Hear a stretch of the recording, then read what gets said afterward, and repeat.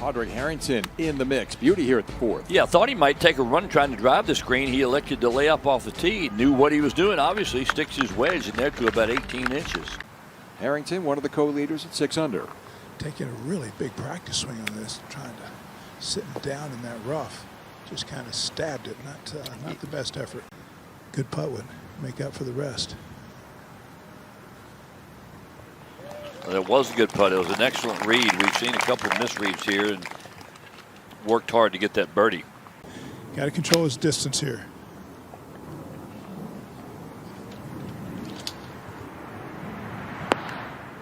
He That's did a good shot. Yeah, he did a nice job of it there, using the slope to get down close to the hole. That's a really, really good play right there by Padraig. Back into the breeze. Control your flight. Maybe knock it down just a little, which he didn't. He took it up very high. That is one ugly short iron right there.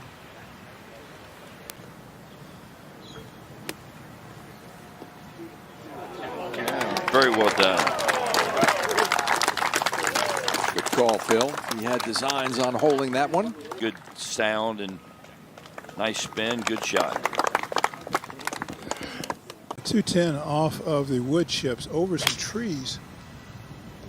He took a big whack at it, like maybe he can reach the green. That would be an incredible shot. Incredible.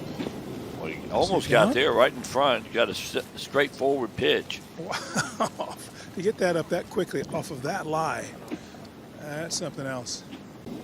Back to 16. Harrington's in good shape here. He's got to come up over a pretty good ridge. Short of this hole, and that may not make it. Barely got to the top of it, Phil. Things really, when you're going well, sometimes slow down for you, and you're able to see everything better, but not the case for Shane. And Padraig Harrington has just pulled within one of the lead by making that putt. So a little swing here at 16. Padraig's trying to be a little bit more aggressive and use his length, which will then turn this into a birdie hole if he hits one good shot here. And that's right where I think he wanted it. That was his controlled swing, a little more under control there, just kind of cut it back into the middle of the fairway. Beautiful shot, as opposed to the one, he's got two driver swings, one where it's all out and one's about 85%. Well, Birch is chipping right down the same line. Now Harrington just short shot. This is where he's been good today with these. And he had a little downhill lie there to help him into the wind and took advantage of it. Beautiful touch. Yeah, that was great right there.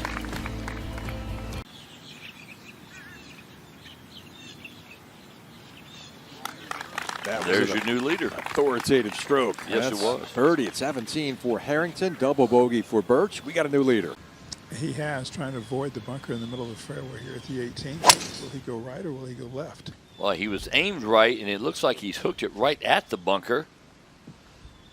And he's going to get lucky, and it's going to just scooch just to the left. That worked out very nicely.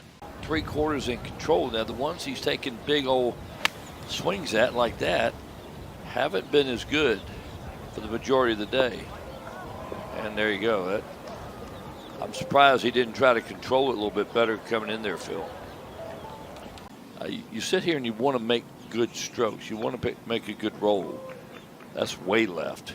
Way left. That's awful. Good gosh, Padraig. Harrington able to shake that one in and avoid what would have been the only bogey of the round.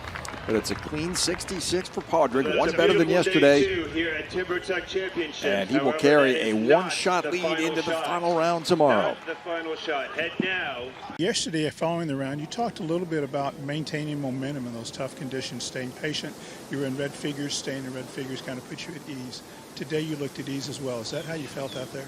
Yeah, obviously, it's a reasonably easy start in this golf course. A couple of drivable par 4s, a couple of par 5s. So I got the birdies, I got on the par, was feeling good. And then I did lose my way in the middle of the round. So it was very important. I hold a big putt on 16 from about 12 feet for birdie after not playing the hole particularly well. And, you know, that was big because all of a sudden I went from feeling like I'd left a lot behind me, birdie 17 as well, and now I feel, hey, that was a good score. I got a lot out around now. This golf course looks like it presents a lot of choices for you off the tee. Does it play that way for you? Yeah, there is.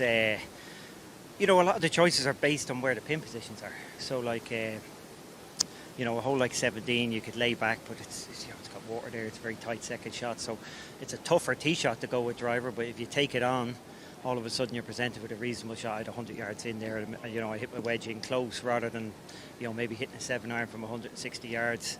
So yeah, it's definitely a golf course you've got to think about. You've got to choose where you're going to challenge the holes. You know. And sometimes if you do lay back, you're really just kicking the can down the road and making the second shot a lot tougher. You've played a lot of tours this year. You've played on the PGA Tour, the DP Tour, and out here. Are you glad to be back on this tour? Yes. You know, I feel good enough to play with the young guys, but when you're out there playing with them, I start out okay, and then as each week goes on, it just gets harder and harder. You know, they shoot low scores out there, and you know, I don't want to be back in that situation where you're kind of grinding away and working hard. I'd rather be out here challenging at the top of the leaderboard and having a bit of fun with it. Well, that's where you are right now. We look forward to watching tomorrow. Good playing. Thank you.